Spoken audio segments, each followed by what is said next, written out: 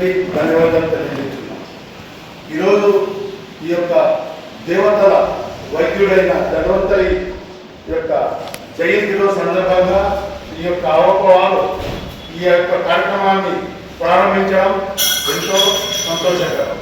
ఈ యొక్క ఆయుర్వేదానికి ఇంతకుముందు మనము హోమియోపతి మరియు ఇంగ్లీష్ మెడిసిన్స్ మీద ప్రజలు ఎక్కువగా ఉన్నారు. బట్ ఇప్పుడు సోషల్ మీడియా ద్వారా కానీ మరియు ఈ యొక్క ఆయుర్వేద డాక్టర్లు కూడా ఎక్కువైనారు.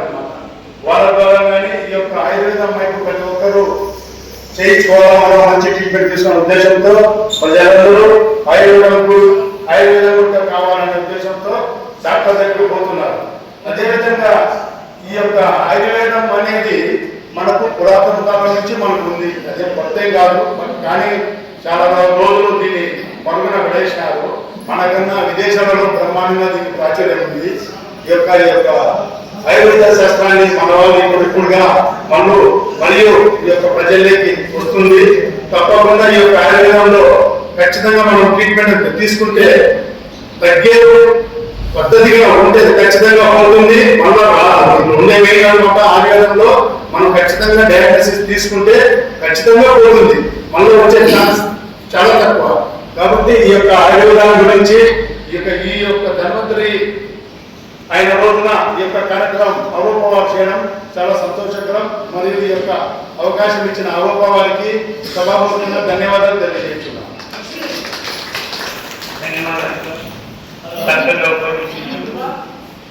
ఆయుర్వేదాన్ని గురించి కూడా వివరంగా చెప్పినందుకు అలాగే మన డాక్టర్ గారు జీవి గారు కాబోతున్నాం. వీడియో మాట్లాడుతున్నారు బాగా మేడం ఫోకస్ ఎక్కువ తీసి మళ్ళీ మీరు పోండి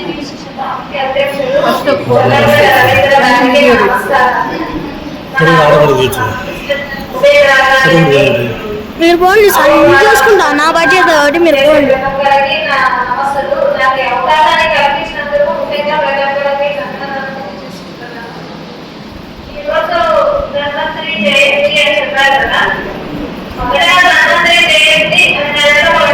చెప్పాలనుకుంటున్నాను. మాకు క్షీరకాలం జరిగినప్పుడు ఒక్కొక్కటిగా మనకి కల్పవృక్షము, కామధేనుడు అట్లా ఒక్కొక్కటి బయటకు వస్తున్నాయి. మనకు చివరగా కనీసం మనుషులకి వాళ్ళ ఆరోగ్యాన్ని ప్రసాదించేందు కోసమని విష్ణుమూర్తి ఆ రూపంలో అవతరించాడని మాత్రం ధన్వంతరి ఆయన అమృత రసాన్ని తీసుకొని బయటకు వచ్చాడు. అమృత రసం అంటే మనల్ని క్రియేట్ చేయడమే కాదు, మనం వ్యాధులు చేయించే ఒక అమృతం లాంటిది ఆయుర్వేదం అనేది. ఇది చాలా పాత కాలం అంటే దాన్ని రవీంద్ర చెప్పినట్టు మరుగుపడిపోయి అనుభూతి అయిపోయింది. ఇప్పుడు మళ్ళీ గురించి అవగాహన ఆలోచన పెరుగుతుంది. ఆయుర్వేదికంగా ముఖ్యంగా ఏమంటే వ్యాధుల గురించి ఆలోచన చేసి వ్యాధిని నయం చేసుకునే దానికన్నా అది రాకుండా తీసుకునే అవగాహన ఆలోచన, జీవన విధానంలో మార్పులు, ఆహారంలో మార్పులు, వీటి గురించి తెలియజేస్తారు. ఈ మెడిసిన్ గురించి తెలియకుండా కేవలం ఆయుర్వేదం, హోమియోపతి ఏ గొప్ప అనుకునే దానికన్నా దాని గురించి కొంత ఆలోచన మారాలి. అందుకోసమనే నాకు ఈ కార్యక్రమాలు జరగాలి. ఈ కార్యక్రమాలు జరిపించుకునేందుకు నాకు ఈ అవకాశం ఇచ్చినందుకు ఈ అవగాహన పెద్దవారికి నమస్కారాలు తెలియజేసుకుంటున్నాను. చేతులైన అందరికీ వైద్యం అందించి వాళ్ళకు ఎంతో కొంత తృప్తి ఉండేలా చూడాలని కోరుకుంటున్నాను.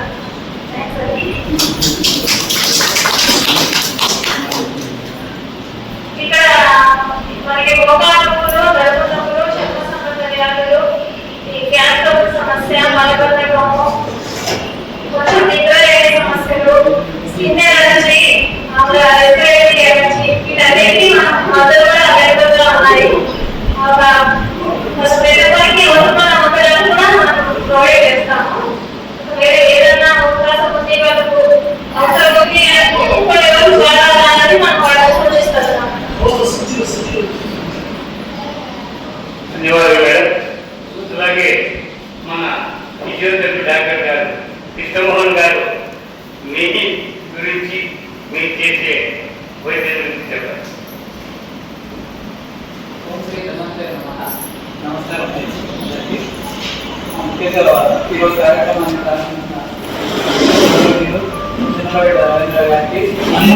బ్రహ్మోహన్ పెంచడానికి ఆహ్వానించిన ఈ మహబూబ ప్రెసిడెంట్ శ్రీ ఉపేందర్ గారు మరియు మనపేట సుబ్రహ్మణ్యం గారు మరియు శ్రీనివాస సార్ గారికి సూపర్వైజర్ గారికి అందరికీ ధన్యవాదాలు చెప్తున్నాను. ఈరోజు గణపతి ఫెలోస్ చేసుకొని మనం ఈ ఆయుర్వేద శిబిరాన్ని నిర్వహిస్తున్నాము. ఈ ఆయుర్వేదం అనేది మనకి వైద్యం లాంటిది, అంటే అందరి వైద్యం లాంటిది కాదు. ఇది మన జీవన విధానంలో ఒక భాగం ఉంటుంది. మనం గమనించదు, మనం చేసే ప్రతి కార్యక్రమం, మనం తినే తిండి, మనం నడవడిక, మన జీవన శైలి అన్ని మన ఆయుర్వేదం మనకి కూడా చెప్పింది. ప్లస్ మనం కూడా మన సంస్కృతి పరంగా మనం చేసే అలవాట్లు అన్ని కూడా మన ఆయుర్వేదానికి ఎంతో ముడిపడి ఉన్నాయి. మన చేసే విధానంలో ప్రతి కార్యక్రమం ఆయుర్వేదానికి ఎంతో ముడిపడి ఉండడానికి ఒక చిన్న ఉదాహరణ మనం తీసుకునే ఆహారం గురించి మీకు చెప్తాను. ఈ ఆహారం మన సంస్కృతిలో వచ్చింది. మన ముఖ్యంగా మన సదరన్ ఇండియన్ ఆహారం వైద్యులు మన అన్నం, పప్పు లేదా పులుసు లేదా ఆకుకూరలు కలిగిన కూరలు,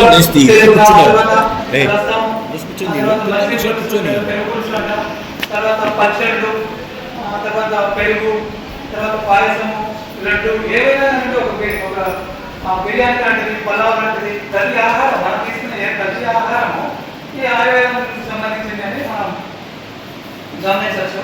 ఇప్పుడు మన ఆహారంలో ఫస్ట్ మనం తీసుకునే అన్నం కార్బోహైడ్రేట్స్ కలిగి ఉంటుంది, ఆ తర్వాత పప్పు ప్రోటీన్స్ కలిగి ఉంటుంది. ఈ అన్నం పప్పు ఇవేం చేస్తాయంటే మనకు కావాల్సిన తక్షణ శక్తిని, తర్వాత శరీర పౌష్టిని పెంచే ప్రోటీన్స్ పప్పులో ఉంటాయి. తర్వాత ఈ రెండు మిళితం చేసి మనం ఆహారంగా తీసుకుంటాము. ఈ మిళితమైన ఆహారం సరిగ్గా జీర్ణం కావడానికి మనం అన్నం పప్పు తిన్న తర్వాత తీసుకునే రసం ఉంటుంది. ఈ రసంలో అనేక స్పైసెస్ అంటాం. స్పైసెస్ అంటే జీలకర్ర, మిరియాలు, ఆవాలు ఇవన్నీ ఉంటాయి. పప్పు అనేది కొంచెం మనం మందం చేయొచ్చు, జీర్ణం సరిగా కాకపోవచ్చు.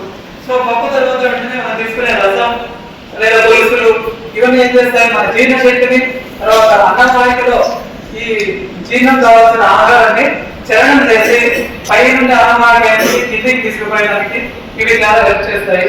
మరియు ఇదే రసం లేదా సాంబారు వీటిలో వాడే పులువైన పదార్థాలు కొన్ని నిమ్మకాయతో కావచ్చు, చింతపండుతో కావచ్చు, వీటితో చేస్తారు ఆహార పదార్థాలు. ఈ ఆహార పదార్థాలు మనకు విటమిన్ సి, ఇమ్యూనిటీని సమృద్ధిగా ఇస్తాయి. ప్లస్ మైక్రోఫైబర్స్ కలిగి ఉంటాయి. ఈ మైక్రోఫైబర్స్ కూడా మన జీర్ణ వ్యవస్థని అభివృద్ధి చేస్తాయి. తర్వాత శరీరంలో ఎక్కడే కానీ ఫ్యాట్ చేయకుండా ఇవి ఎంతో హెల్ప్ చేస్తాయి. తర్వాత మధ్య పురుషులు అంటే ఆహారం మనం రెగ్యులర్గా తీసుకుంటాం. మన ఏరియాలో ముఖ్యంగా మన ఆంధ్రప్రదేశ్ ఇటువంటి ప్రాంతాల్లో, రాయలసీమలో ఈ మధ్య పురుషులో మనకు ప్రోబయోటిక్స్, ప్రీబయోటిక్స్ అనే పదార్థాలు మన పెరుగులో కూడా ఇది ఉంటుంది, ప్రీప్రోబయోటిక్స్ అనేసి. ఈ ప్రీప్రోబయోటిక్స్ జనరల్ గా ఇప్పుడు మనం అందరం చూస్తున్న గ్యాస్ ట్రబుల్కి చాలా మంచి నివారణ ఇది. సో ప్రీప్రోబయోటిక్స్ అనేది మనం తినే ఆహారంలో అది జీర్ణం అవ్వడానికి కడుపులో ఉన్న హెచ్సిఎల్తో పాటు అనేక రకాల బ్యాక్టీరియాలు, ఆ తర్వాత ఈ ప్రీప్రోబయోటిక్స్ అనే జీవకణాలు బ్యాలెన్స్ ని అన్నిటి సంవత్సరాలను మెయింటైన్ చేయడం వల్ల మన గ్యాస్ ట్రబుల్స్ రాకుండా, అల్సర్స్ ఫామ్ కాకుండా ఇవి ప్రీప్రోబయోటిక్స్ హెల్ప్ చేస్తాయి. అలాగే మజ్జిగ, పెరుగు ఇవన్నీ కూడా మన ఆహారం పెరుగు చల్లబడిపోతుంది వల్ల ఈ స్పైసెస్ వల్ల పడ్డ ఎఫెక్ట్స్ కడుపు పైన పడకుండా మనకు జీర్ణం అయ్యి కడుపును శాంతి పరిచే విధంగా హెల్ప్ చేస్తాయి. తర్వాత మనం తినే ఆహారంలో బిర్యానీలు ఉండొచ్చు, లడ్డు ఉండొచ్చు, స్వీట్స్ ఉండొచ్చు. వీటన్నిటికీ కూడా మన వాళ్ళు ప్రత్యేకమైన విధానాలు అంటే తయారు చేసేటప్పుడే కొన్ని ఆ కాంబినేషన్స్ తో తయారు చేస్తారు. అవి మనకి ఎంతో హెల్తీ సూచకాలు. ఇప్పుడు బిర్యానీ తీసుకుందాం, అది హెవీ ఫుడ్ యాక్చువల్గా, బాగా నూనె పదార్థం ఎక్కువగా ఉంటుంది, ప్లస్ కార్బోహైడ్రేట్స్ ఎక్కువగా ఉంటాయి. వీటిలో ఉండే అనేక రకాల బిర్యానీ ఆకు కావచ్చు, తర్వాత యాలకులు కావచ్చు, ఈ స్పైసెస్ అంతా కూడా ఫైబర్స్ నుంచి మైక్రో ఫైబర్స్ వరకు కలిగి ఉంటాయి. యాలకులు, తర్వాత లవంగాలు ఇవన్నీ.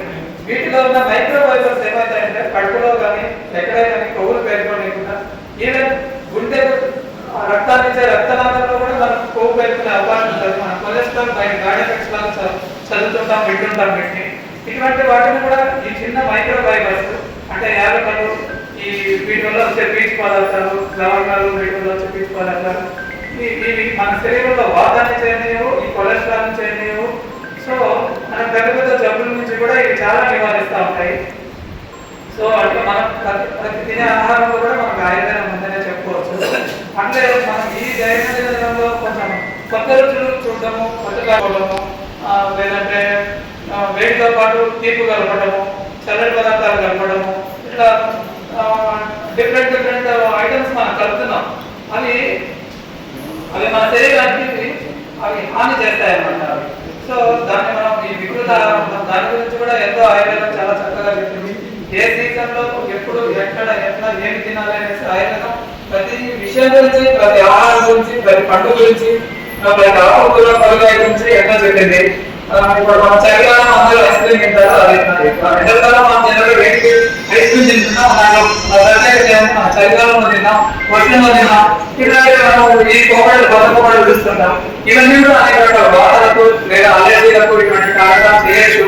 సో ఇట్లాంటి వాటిని మనం వికృత ఆహారంగా చెప్పుకుంటాం. సో ఇటువంటి సంబంధించిన సందేహాలు కానీ ఇంకా సలహాలు కానీ మేడం గారు మీ సమస్యలతో పాటు ఇది కూడా అడిగి మేడం సమయం ఇచ్చి మీరు వీటి మీద సలహా తీసుకొని ఈ కార్యక్రమం సద్వినియోగం చేసుకోవాలని మరియు మాకు ఈ అవకాశం ఇచ్చినందుకు పెద్దలకి, ప్రముఖులకు అందరికీ ఇక్కడ ఎన్నో చాలా గొప్ప కార్యక్రమాలు జరిగినాయి. ఇక్కడ మేము మా వద్ద ఇక్కడ మేము కూడా పాల్గొంటున్నాను. సంతోషంగా ధన్యవాదాలు తెలుపుతూ ముగిస్తున్నాను. ధన్యవాదాలు. అలోపతిని ముందుకు తీసుకొస్తూ ఆయుర్వేదాన్ని మరుగున పడేలా చేశారు. ధన్వంతరి జయంతి సందర్భంగా గత 2 సంవత్సరాల నుంచి మన ఔపాలో ఇటువంటి కార్యక్రమాన్ని ఏర్పాటు చేసి ప్రజలకు ఆయుర్వేదం గురించి తెలియజేయాలనే ఉద్దేశంతో చేస్తూ ఉన్నాము. ఆయుర్వేదం అనేది మన జీవన విధానంలోనే ఉంది. మనం తినే ప్రతి ఆహారం వంటిలోనే సంబంధించినటువంటి అన్ని రోగాలకు సంబంధించిన సమస్యల నుంచి పరిష్కారం అనేది మనకి వంటిలోనే జరుగుతుంది. కానీ అది మనం పూర్తిగా తెలుసుకోలేక ఇప్పటి తరమే జరిగిన పూర్తిగా మన పాత విధానాలను పాత పదార్థాలను తినకుండా ఇప్పుడు అంత ఫాస్ట్ ఫుడ్కు అలవాటు పడిపోతున్నారు. అది చాలా తప్పు. మన వంటింట్లోనే మన శరీరానికి కావాల్సినటువంటి అన్ని వైద్య సదుపాయాలు వంటింట్లోనే దొరుకుతాయి. వాటిని తగినంత సమపాలనలో మన శరీరానికి కావాల్సినంత తీసుకుంటూ ఉంటే ఎటువంటి ఆరోగ్య సమస్యలు రావు. దానికి తగినటువంటి మన విధానం మనం ఇప్పుడు చదువుతున్నటువంటి చదువులో ఎవరికి తెలియడం లేదు. మన విధానాలన్నీ ఆయుర్వేదానికి సంబంధించి లేకపోవడం వల్ల ప్రజలకు తెలియకపోతుంది. కృష్ణమోహన్ గారు మరియు దీప్తి గారు ఆయుర్వేదానికి సంబంధించి చాలా చక్కగా వివరించారు. వారికి మా ధన్యవాదాలు. ఈరోజు వచ్చి వారి సేవ చేయాలని కోరిన వెంటనే రావడం, అలాగే నరేంద్రబాబు గారు ఇచ్చిన వెంటనే వచ్చి తనకు కృతజ్ఞతలు చేసుకుంటున్నాను. Thank you.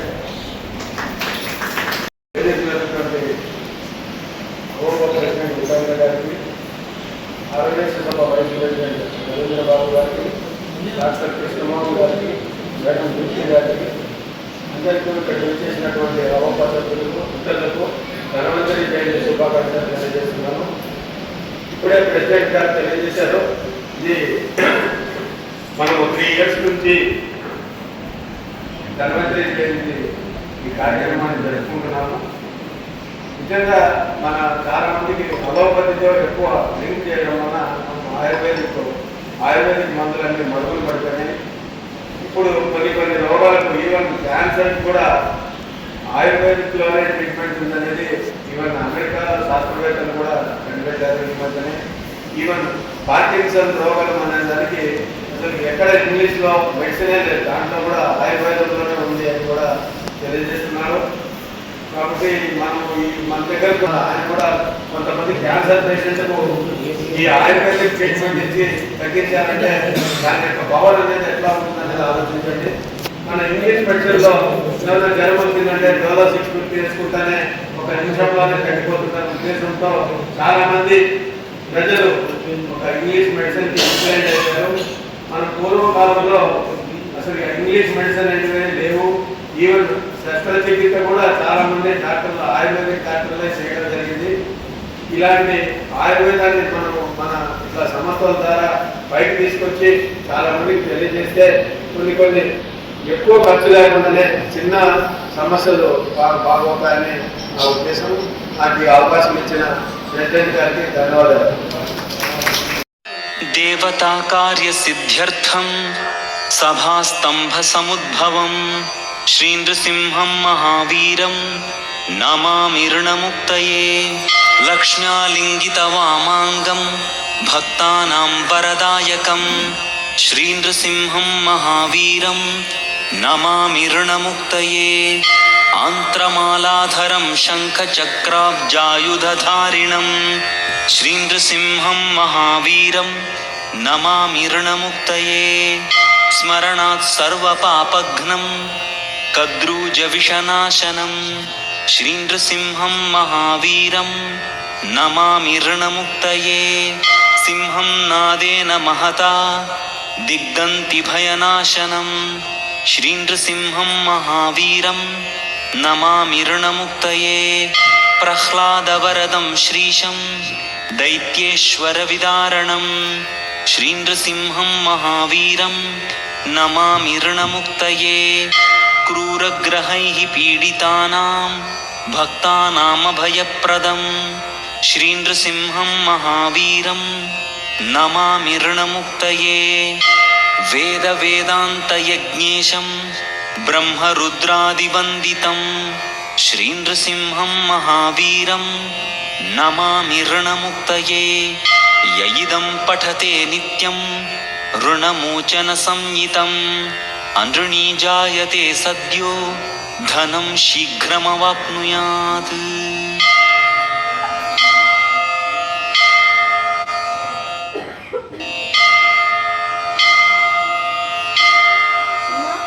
ఘటికాచల శృంగాగ్ర విమానోదరవాసినే నిఖిలామర సేవ్యాయ నరసింహాయ మంగళం ఉదీచీరంగ నివసత్సుమనస్తోమ సూక్తిభిః నిత్యాభివృద్ధ యశసే నరసింహాయ మంగళం సుధావల్లీ పరిష్వంగ సురభీకృత వక్షసే ఘటికాద్రి నివాసాయ శ్రీ నృసింహాయ మంగళం సర్వారిష్ట వినాశాయ సర్వేష్ట ఫలదాయినే ఘటికాద్రి నివాసాయ శ్రీ నృసింహాయ మంగళం మహాగురు మనః పద్మ మధ్య నిత్య నివాసినే భక్తోచితాయ భవతాత్ మంగళం శాశ్వతీ సమాః శ్రీమత్యై విష్ణుచిత్తార్య మనోనందన హేతవే నందనందన సుందర్యై గోదాయై నిత్యమంగళం శ్రీమన్మహాభూతపురే శ్రీమత్కేశవ యజ్వనః కాంతిమత్యాం ప్రసూతాయ యతిరాజాయ మంగళం పాదుకే యతిరాజస్య కథయంతి యదాఖ్యయా తస్య దాశరథేః పాదౌ శిరసా ధారయామ్యహం శ్రీమతే రమ్యజామాతృమునీంద్రాయ మహాత్మనే శ్రీరంగవాసినే భూయాత్ నిత్యశ్రీ నిత్యమంగళం సౌమ్యజామాతృయోగీంద్ర చరణాంబుజ షట్పదం దేవరాజ గురుం వందే దివ్యజ్ఞానప్రదం శుభం వాధూల శ్రీనివాసార్య తనయం వినయాధికం ప్రజ్ఞానిధిం ప్రపద్యేహం శ్రీనివాస మహాగురుం చండమారుత వేదాంత విజయాది స్వసూక్తిభిః వేదాంత రక్షకాయాస్తు మహాచార్యాయ మంగళం మహాచార్యాయ మంగళం మహాచార్యాయ మంగళం పుష్పదీకృతవారీశం మశకీకృతరాక్షసం రామాయణ మహామాలా రత్నం వందే అనిలాత్మజం యత్ర యత్ర రఘునాథ కీర్తనం తత్ర తత్ర